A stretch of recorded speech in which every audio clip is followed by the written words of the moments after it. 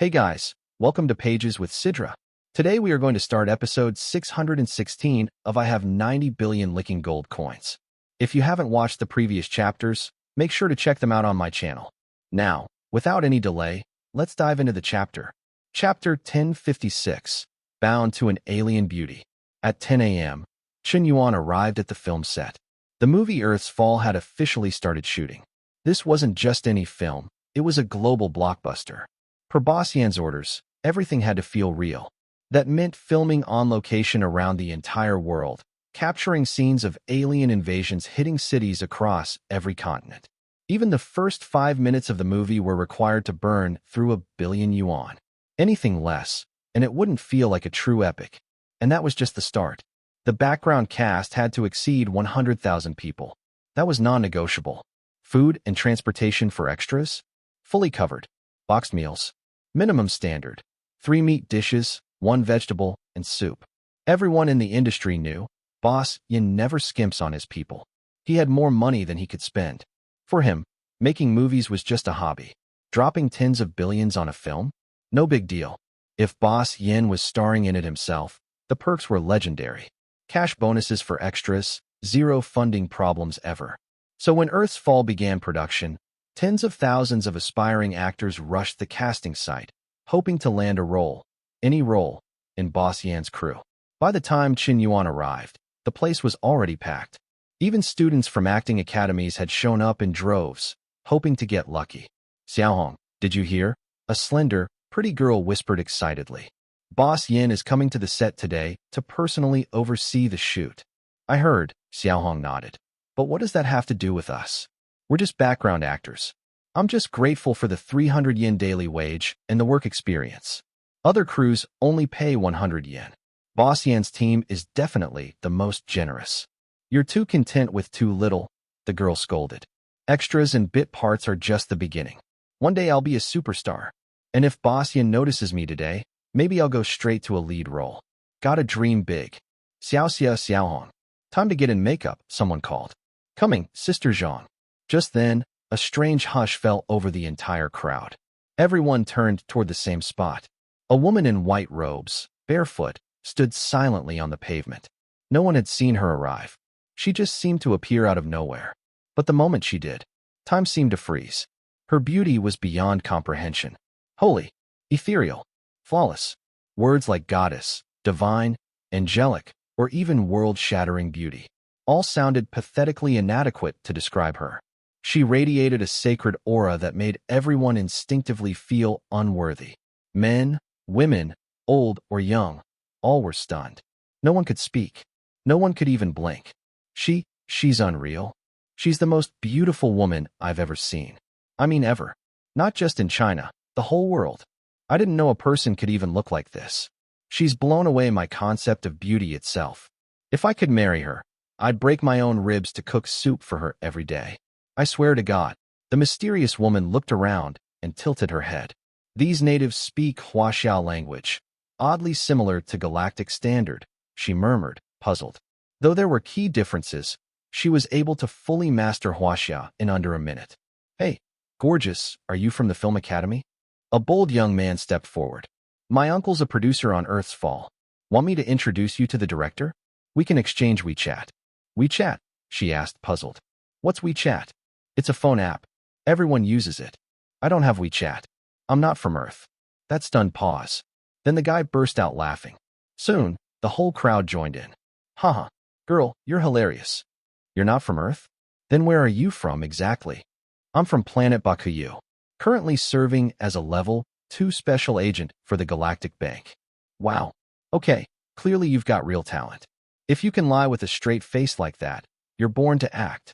And then, a Rolls-Royce Phantom pulled up. Qian Yuan stepped out. Even though he'd seen countless beautiful women, this one still took his breath away. For a moment, even he felt a flicker of awe. Holy crap, it's Boss Yan.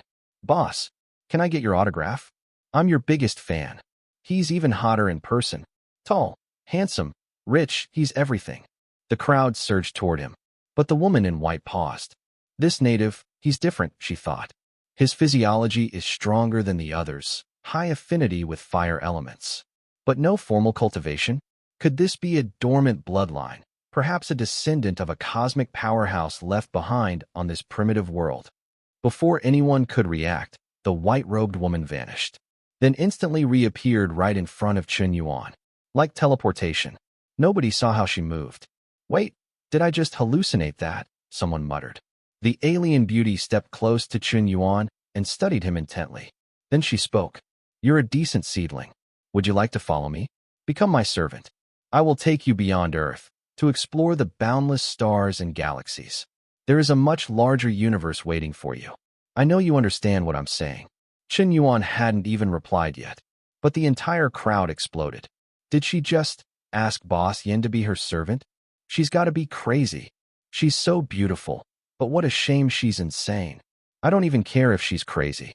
I'd gladly check into the psych ward with her. Ding. New simp target detected. Binding in progress. Name. By U11. Age. 2,698 years. Height.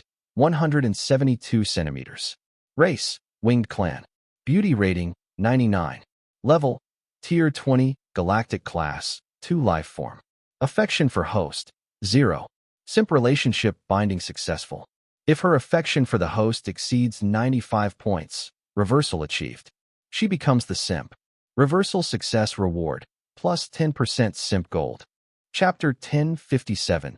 The Earth Alliance is born. Whoa, 20,000 points. Qian Yuan was completely stunned. Are you serious?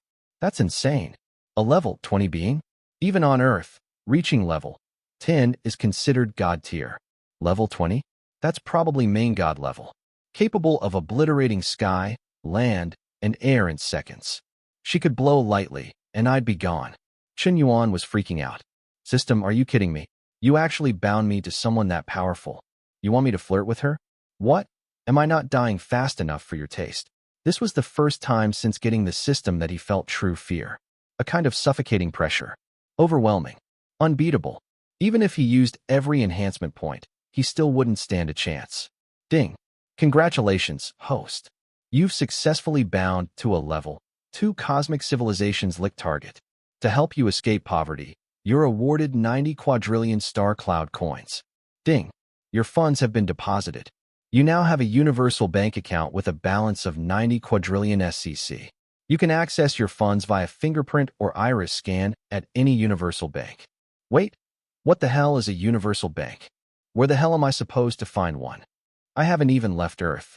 Star cloud coins. Sounded like some kind of high-tier intergalactic currency. Too bad he was still stuck on this rock. Absolutely useless to him. After a long pause, Qian Yuan took a deep breath. Sorry, I'm not interested in being anyone's servant. His tone was calm, unshaken. No fear, no arrogance. He didn't see the point in playing dumb in front of someone that powerful. What a pity, she replied. You've just turned down the chance to change your destiny. But I respect your choice. Even low-level primitive beings have the right to choose their own fate. Yet despite her words, her gaze dripped with contempt. She looked at him the way a superior species looks at insects. That kind of look. Qian Yuan had seen it before. It was the exact same expression rich people gave to nobodies. Like they were bugs. Like they didn't matter. You think you're all that because you're from some advanced civilization? You think you're better than everyone else. One day, I'll use money to knock you flat. The alien woman suddenly narrowed her eyes. Strange. I can't read your thoughts. There's something you're hiding, something even I can't detect. Qian Yuan's eyelid twitched. Oh crap. Did she figure out I have a system? You know, he said suddenly. Your looks and temperament match my requirements for an actor. If you're interested, join my team. I have a role that's perfect for you. He was trying to shift the conversation, but Qian Yuan wasn't about to let her steer the wheel. She smiled. Fine. I've got nothing better to do for the next 2 months anyway. I'll take the role. White Feather 11 gave a small smile. But what no one realized was, 2 months from now, if Earth got unified under Edward, he would officially become Earth's Lord. And once that happened, he'd have the legal authority to mortgage Earth to the Universal Bank. From there, the planet would be listed in an interstellar auction. Anyone in the universe could buy it.